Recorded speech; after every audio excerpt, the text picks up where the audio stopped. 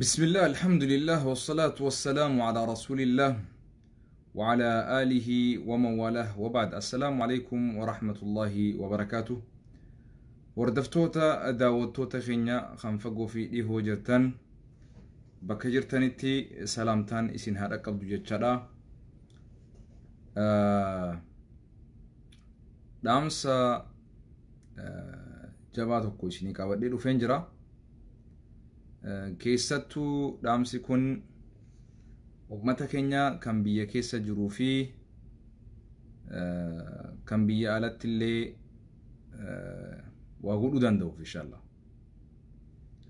Akkuma mata duree gartanitti gaa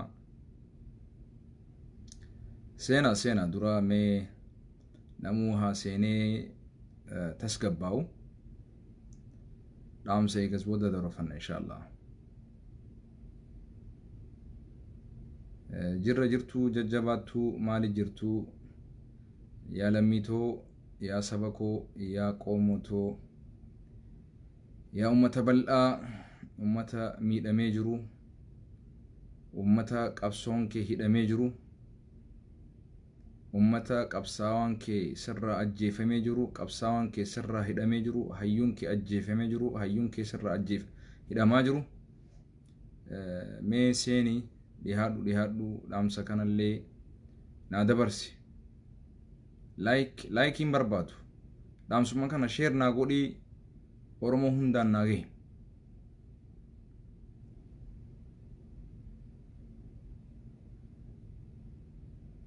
Namni Oromoo taatee namni dhaamsi kun fayyaa qabaattee dhaamsi kun si bira gahuu dandeehe dhaamsa kana ifirratti hin hambisin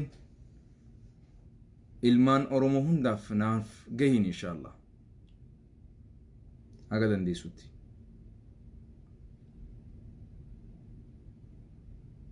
Dhihadhu Muniir Alii bagana gaan dhufte inshallah.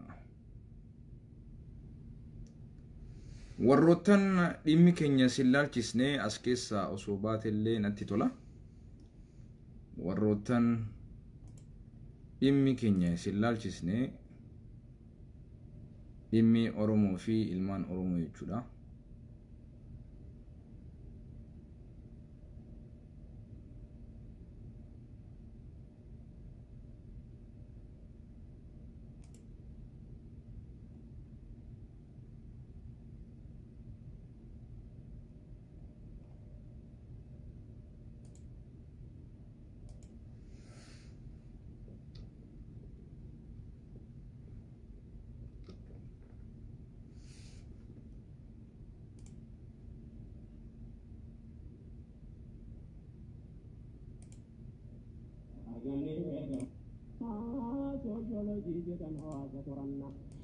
Altera hukuma gaazete saatana injineera taane biyya tinjaarranna taarika ummata dabre beeku feena kun hundinuu eegaan immoo eenyuneeyna yoo baranne hamaaf gaarii addaan beeyna hayreettiin kuufannee bortaan abbaa seena kun waan fagoo seenaa guyyaan as deemaa bula argame ergamaa jaala.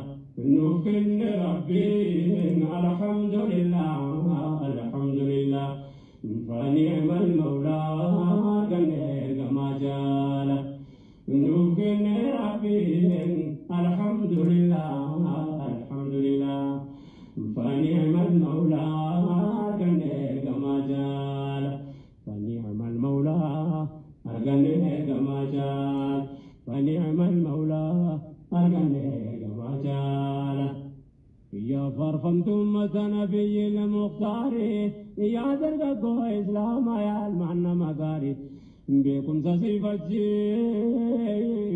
قردونو بري دجي بيا لفا جغرافي بزيري information science واي كمبيوتري دقاق نبيا بايو كيمستري ومشا قدنا كاتان دستوري مكانيكال سيفيل انجينيري قلنا دامي سومو فاي اغريكالچري وانو دبر دري نو دكابو يالا ارغن ارغما جالا دغاي هبدو وليبنا دبرسي فايدة لكم زيها إن كم برمسي خلق ربي بروفوما ما ينفرسي فايدة ولا أنسى قرأتشودا نرسي أدمسي سياسة سنكب ساينسي نوفقها تاينسي كاسن لالا أرغن إرغما جالا لكا من نمو وإن تكنولوجي نما فيوانا قرنا بيولوجي management kinde suda kataoji korana kilensa meteorology wairobadu kabmada gamoji environment fa nyata dawa wajin wae ku sagal me dame ideology wandura wala be afiri ubaliyanke faida wajin jarabar allah uhibbukum fillahi alladhi ahbabtumuni fihi Asgizati wanangari makadae birki barno share godi grisa range hinjebu ingare barato tadu batana gae nguram punan de ngurane singae erga ko jabe rabbina waliti shajalatu akada lonara adamma ke uhibbuka fillahi alladhi ahbabtani fihi wananje chubae kesa makadae biradabro yala أرجعني إرجما جالا الرجيو جدًا علمي فرايدا بكم سلامينو كباچوم فايدا كان سيرا كراتي ولتنو فدا هستي والبدا لچو بكربون مدا قدا فدا انتانو بعيدا اتزين لالا أرجعني إرجما جالا نوفن ربي الحمد لله فنعم المولى قال كما جاء نوفن ربي الحمد لله فنعم المولى قال كما جاء فنعم المولى قال كما جاء فنعم المولى أرجعني كما جاء جميل برنوزا بايدا مكانسي فكينيا فانغاري سكري زوانسي كيسا سن بيكو خبرن وفانسي دبتا منو مفايدا فيزيكسي بوانسا بايدا انفتولا كوفسي وايساني نمادمي جنتكسي لكوفسا بكوسوما كورنا ستاتكسي هندنو ساينسي وبيك بلالا أرغن إرغما جالا بقلتو تدجا قرات أغرونومين واي فيلوسوفيس برادو هاي بسم الله الحمد لله والصلاة والسلام على رسول الله وعلى آله ومن والاه وبعد السلام عليكم ورحمة الله وبركاته وبليانكي كان فقوا فيديو جرتان كان قوتو الدنيا رتي أيرو أمان تنا جرتان bakka jirtanitti nageenya rabbii isin haa dhaqqabu jechaadha. Gabaabatti wanni arraan tana yeroo taanaan sa'a tanaan halkan kanaan asirratti na baasee isinitti na deebise. Yaaddoo yeroo ammaa tana keessatti nallee rakkaa jiru, nallee jeeqaa jiru, yaada natti tahee hirriballee nu dhowwaa jiru. Nuyaachisaa jiru yoo na dhagaa jiraataniisa mee na dhagaa jirtaniisa yoo na dhagaa jiraatan takka takka na barreessaa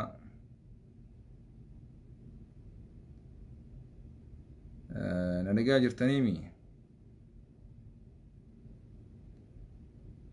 gaarii inshallah so amma gaa akka odeeffannee hordofaa jirutti akka qofa qabnutti guyyaa saglaffaa Jawaar Muhammadii fi Baqqalaa Garbaa Amzaa Booranaa akkasumatti Shamsuddin Xahaa guyyaa saglaffaa lagannaa nyaatarra jiranii nyaata dhoowwanii abbootiin amantiilleen sheekootiilleen abbootiin amantii adda addaatilleen akka nyaata kana nyaatanillee kadhachaa dhaqanii akka dadhabaa jiran nuti abadan hinyaannu haalli Oromoon irra jiru kun waan biraa dhiisaati. Oromoon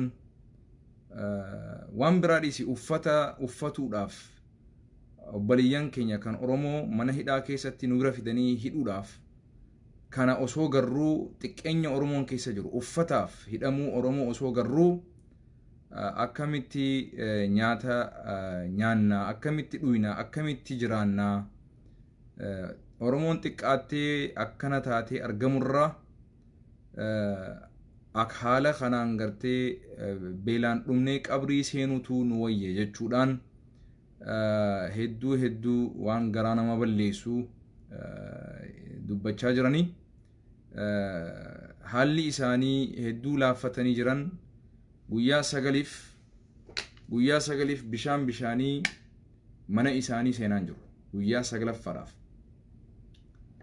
bakka ciisan san guyyaa sagalaffaadhaaf itti nyaataan jiran bishaanii dhugaan jiran guyyaa sagal kan isaan akkana tahaa jiraniif Oromoo jireenya isaaniitiif miti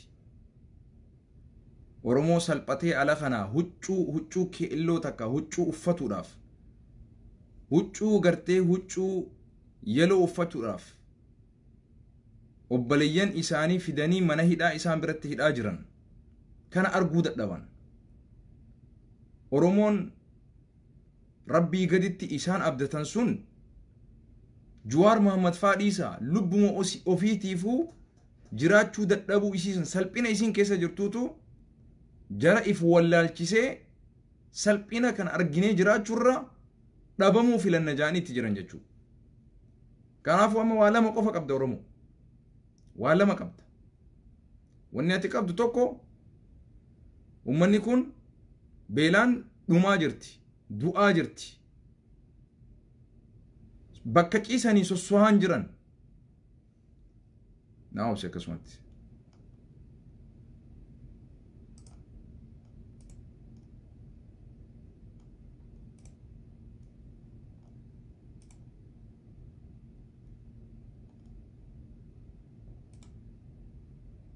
Akkasumatti keessaan qulqulleessaa eege. Naam. So bakka ciisanii socho'aa hin jiran dadhabbii guddaatti jira rakkoo guddaatti dhufaa jira namni nyaata hin nyaanne tiruutu miidhama garaachaatu miidhama garaa kanaa wal nyaata qochumaa wal nyaatuuf ta'a rakkoo guddaaf saaxilamuuf deeman kanaafuu wanni ati qabdu waanuma takka Oromoo waan biraa dadhabdeemi eega du'an gartee reefka fudhattee awwaalachuudhaa miti osoo lubbuun jiran manuma hidhaa san dhaqi itti dhaamadhu bakka ana garumaan sin jechuuf dhufeerra waan biraa dadhabdee jirtaami ammumaan tana dhaqiitti achi taaziyaa taa'i deemi manuma hidhaa san deemiti ammumaa achi oolii itti dhaamadhu dhageessa waan biraa goruu dadhabdu kan baadiyyaa jirtu kan magaalaa jirtu kan fagoo jirtu kan finfinnee jirtu bakka jirturraa ka'iitii mana hidhaa dhaqi achuma dhaqiitii itti dhaamadhu bakka waan biraa dadhabdeemi deemiti itti dhaamadhu an kanuma sin jechuuf hin dhufe eega isaan du'an booda eega isaan waa ta'an booda goota koo hayyuu koo jechuun bu'aa siif hin qabu mootummaadhaan waliin ga'in deemi mana hidhaa san dhaqiitii ziyaarii dhungadhu itti dhaammadhu nuufillee itti mudhaan kana godhuu hin dandeessu Oromoon Finfinnee keessaa dhabamte moo Oromoon naannawa Finfinnee sanii dhabamte moo eessa jirtan hay Oromoon Jawaar Muhammad gabbaatee simatte eessa jirti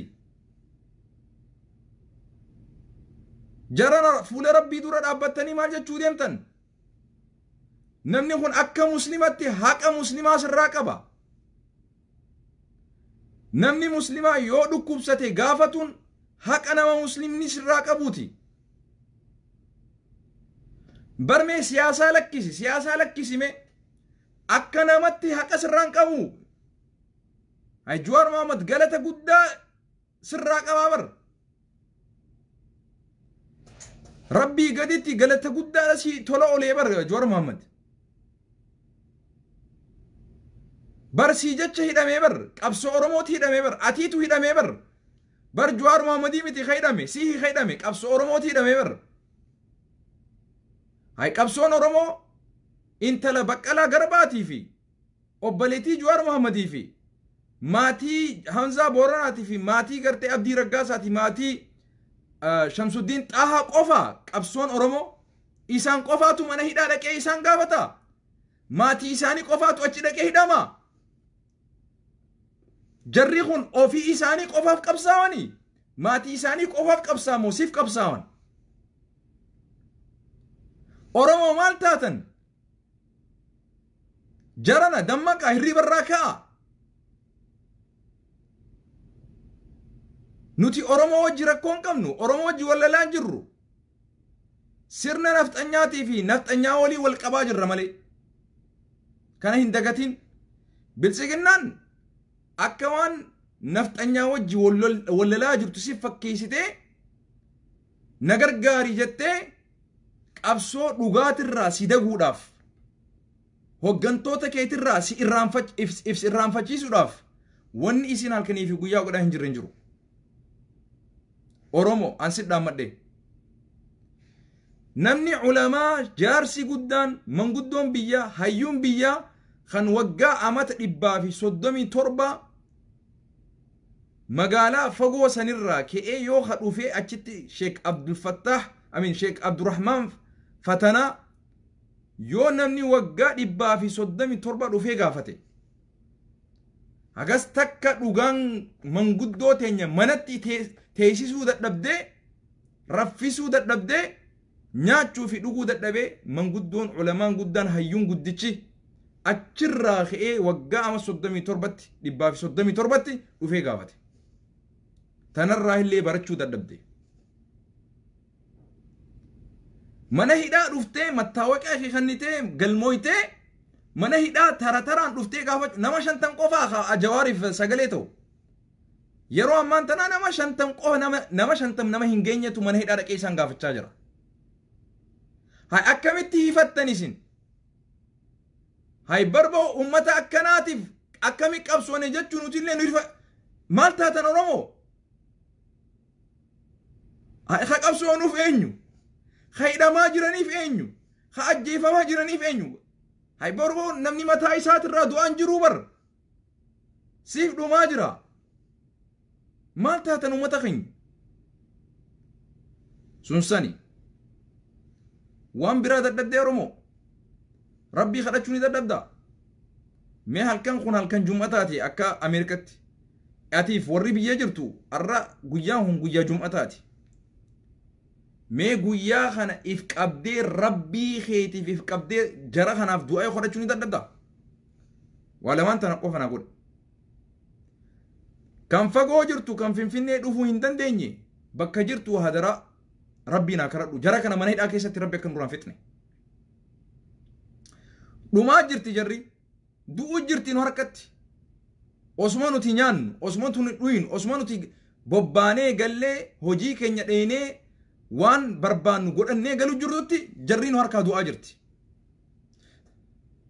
qaanyii teenya qaanyii guddaa salphina guddaa mootummaan akkanatti qaaxaroo kijibaa daddeebisaa Oromoo si dagee sillee hiifachiisee ifillee si irraanfachiise qabsoon Oromoo haganumatti deebite obboleessoo arra jarri kun du'ee jennaan ijji Oromoo beeyxee jirtii beek jarri kun si harkaa du'ee jennaan ijji Oromoo guddoon beeyxee jirtii beek ummata akkanaa jaarraa amata 100 keessatti jaarraa tokko keessatti hiree ta'ee rabbiin ummata akkanaa kana rabbiin namaa hira ummata akkanaa harkatuudhaaf waggoota 100 lakkaa'otuun jaarraa 2-3 lakkaa'otuun rabbi qofaatu beeka ummanni akkanaa kun ummanni fedhii fi lubbuu isaatiif hin jiraanne dhugaaf jiraatu sabaa sablamnootaaf walqixxummaa sabaatiif jiraatu ummanni akkanaa jaarraa hedduu keessatti hin argamu. Zamana hunda keessatti hin argamu. Zamana adda addaa keessatti argama. Kana hubadhu. Oromoon ummata akkanaa hayyoota akkanaa biraa nyaattee dhuguun osoo hayyoonni akkanaa hidhaa jiru, osoo hayyoonni akkanaa beelawee waan biraa dadhabu lubbuu isaatiin Oromoon falmatuu dadhabu, Oromoon wareegama isarraa barbaachisu kafaluu dadhabu, lubbuu takkittii qabuuniin waan hin danda'u falmee lubbuu takkittii tana haga isin wareegamteen harka baatutti niin falma jee mana hidhaa keessaa siif waan danda'uun godhaa jiru, ati immoo bilisa taatee waan godhuu dandeessu osoo jiru taa'uun salphina guddaadha. Kanaafuu sidhaan madheetiin jira. Sagantaa biraa waan hin qabuuf garagartee laayivii biratti wal agarra achiin yaamaa jiranii sidhaan madhee Oromoo kumaantamaan dhibban hiriira galiitii mana hidhaa san deemii oolii bulii gali waan biraa dadhabdu achi jala dhaabbadhu rabbii kadhadhuuf deemi. Waan biraa dadhabdu matarra dhungadhu itti dhaammadhu. Silaa namni rabbiin guyyaa namni ni duuta rabbii sin jee duuta. Soomaneef namni waan du'u garuu immoo haalli isaan keessa jiran haala hedduu yaaddeessaadha. Oromoo eega du'ee booda bakka san dhufuun kee bu'aa siif hin qabu. Bara amma boru yoo Jawaar du'ee sin jaan bakka san dachii balleessuu deemtaa bara. Arra osoo lubbuun jiruu deemtee dachii achii san balleessitee maaliif hin baafanne, maaliif hin gaafanne deemtee?